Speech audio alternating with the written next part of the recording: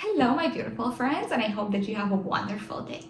For some time now, I was thinking to learn about project management and what exactly this profession involves and what's the theory behind it. So, my first thought was to take the Google Professional Certificate for project management, but that is quite a time commitment, and I wanted to have like a crash course before to see if this is something that I like or not. So, when I saw on LinkedIn that someone shared this certificate, I thought that this is perfect to get started with. So, today we're gonna watch together this course, we're gonna take the assessments, I'm gonna share with you my thoughts and my takeaways, and I will share with you if I think it's worth it or not. So, let's get started.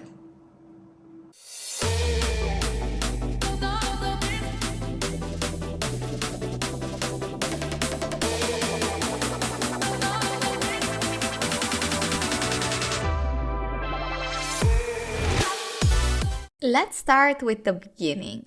I followed the lessons closely, writing down anything that caught my interest or served as a helpful reminder. Taking notes is definitely my thing. There's something about pen and paper that aids my memory. I prefer this old school tactile approach because it helps me retain the information more effectively.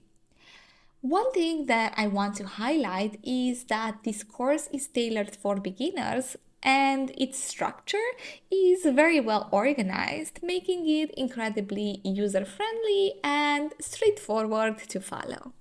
The course is laid out in a clear and organized way, split into different modules. Each module dives into a particular aspect of the product management journey. This structured setup ensures you get the full picture of how product management works across its different stages. And here's the cool part. After each module, there's a quiz to check how well you've grasped what you've learned. It's like a little self-assessment tool that helps you solidify your understanding and track your progress. Now, let's deep dive into each module. Module 1 and 2 kick things off by unveiling the core essence of product management.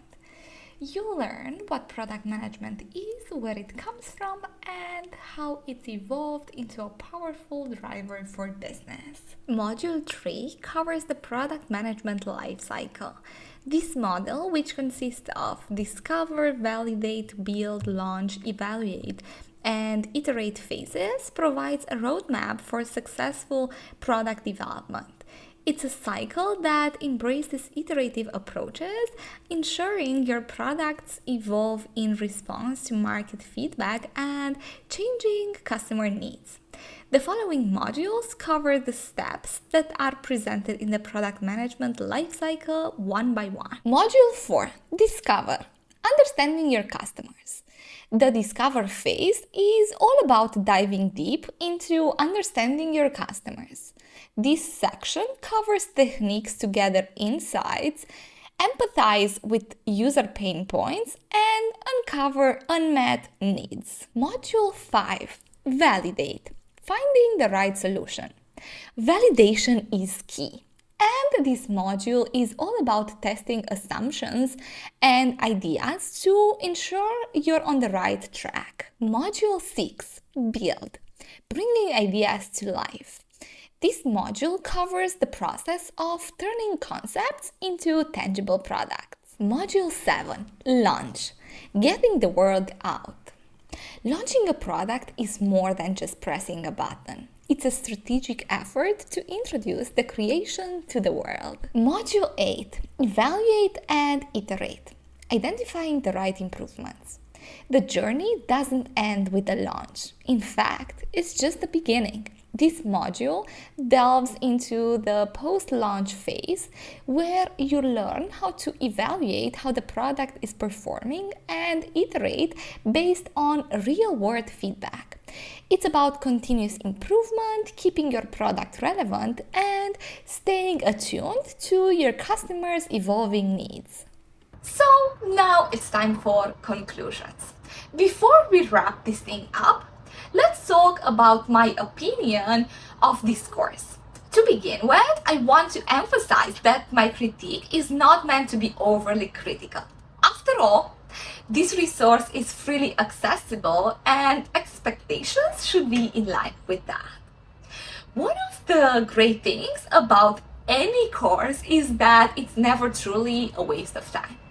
Even if you don't find it perfect, there's always something new to learn, whether it's fresh information or novel ideas that spark your creativity. Let's start with the positives. I believe that this material serves as a good starting point, particularly for those who are just stepping into the world of product management.